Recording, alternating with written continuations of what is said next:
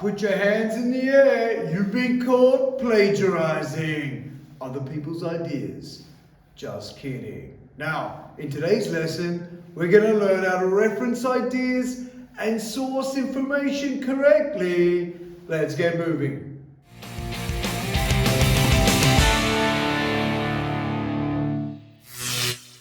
Welcome to Awesome English. I'm Dan. In this lesson, we're going to learn how to avoid plagiarism and the FBI by learning how to cite correctly. Let's get learning. Let's check in on our awesome checklist. This is our roadmap to success. These are the learning objectives we want to achieve by the end of the lesson. So, the first objective is to know why and how we reference. Then, to know the different referencing styles that we can use. Then to know how to reference a book. Then to know how to reference a website correctly. And then finally, we're going to practice writing some references together. All right, let's get learning. So what is referencing? We cite for so many reasons. We cite to give credit to the authors that we are using, to show where we got our information from. It's also to allow people to find out more information about the topic that we're presenting on. It also protects you from plagiarism and the FBI and keeps you out of trouble. Just kidding. So we do it by also putting all this information at the back of our essay. We can do this in something called a bibliography, or it can be called a reference list. So we do it at the back of our essay or our information report, and then we also cite in text. So today we're going to learn how to do these two things. Let's get moving. There are so many styles of referencing. There's APA, Harvard, MLA, and even MHRA. There's so many different acronyms that are used. Ultimately, they are all the same. They might just change the order of a few things or put different things in italics. That's that weird font where it's on an angle. So today, we're going to use APA, which stands for American Psychological Association. Let's start practicing. All right, so let's do one together. Today, we're going to learn how to reference a book. Imagine you're writing an information report or an essay, and you want to include an awesome fact to support your ideas. You've done some research, you've seen a great fact or an idea that you want to include in your work. So what you need to do is directly after the sentence that you put in your own word that refers to that idea, you need to do an in-text citation. Then, at the back of your essay or the back of your information report, you need to put all the information about that author or that source in your reference list or bibliography. Okay, it's going to look a little like this. So this example shows how you might cite a book. You can see you have the author's last name, their first initial, and then you have the year that they published the work, the book. You have the book title, and then you have the publisher's details. This is an example here by Ernest Hemingway, The Old Man and the Sea.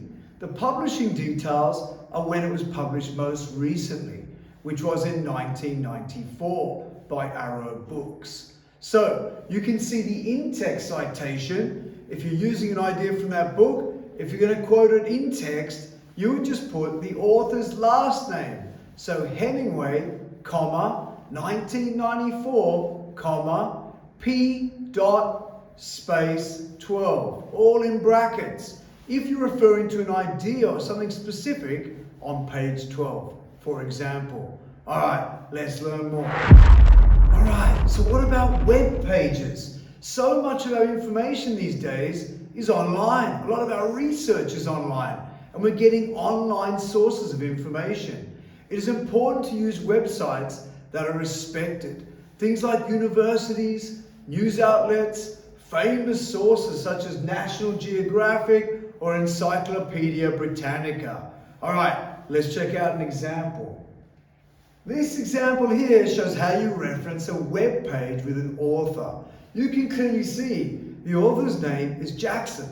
And then for the date, there is no date. So what we put is N.D. which stands for no date. And then you can see here the title of the article is Pollution Solution. And then the name of the website that we access the information is National Geographic. After that, it says retrieved March 10, 2024 from http . So it's showing when you actually went to that website. What date did you go to the website and access that information? All right, so for an in-text citation, so the first one is what you put at the end of your essay or your information report. And for the in-text citation, this is straight after any idea you may have used from that web page. You put the author's last name, a comma, and then the date. So in this instance, we've gone with N.D. because there was no date. All right, let's keep learning. Okay, so this is another website referencing approach. Can you notice a difference between this one and the one we just discussed? Spend a few minutes, see if you can work out what's different.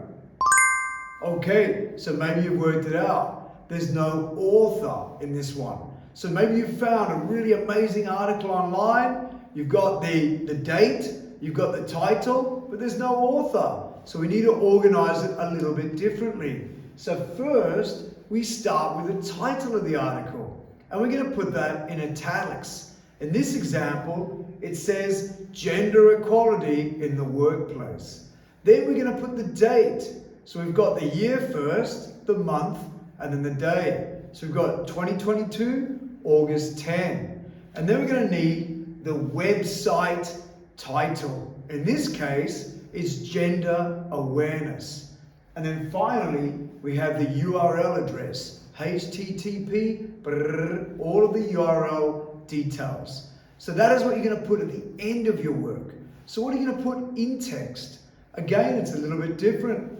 So you can see here, from the in-text citation, we just have a short title of the work. We just use that first word of the title, which was gender. Then we have a comma, and then we have the year. All right, let's keep moving. All right, so now it's time to recap on the learning objectives we set ourselves at the beginning of the lesson. Give me a thumbs up if you know why and how we reference. Give me another thumbs up if you know some different types of referencing styles. Give me a thumbs up if you can now reference a book at the end of your work and in text. Give me another thumbs up if you're able to reference websites with authors and without authors in text and at the end. And finally, give me a thumbs up if you're able to practice referencing today. Okay, let's keep going. Now it's time to do some independent learning. Now that you know how to reference from a book or a website, go and look for an idea to reference for yourself. Choose at least one idea from a book and one idea from a website. Write a sentence in your own words and then reference that idea using the in-text citation. You may also want to have a go at writing that full bibliography or reference list citation as well. Okay, happy learning. Go.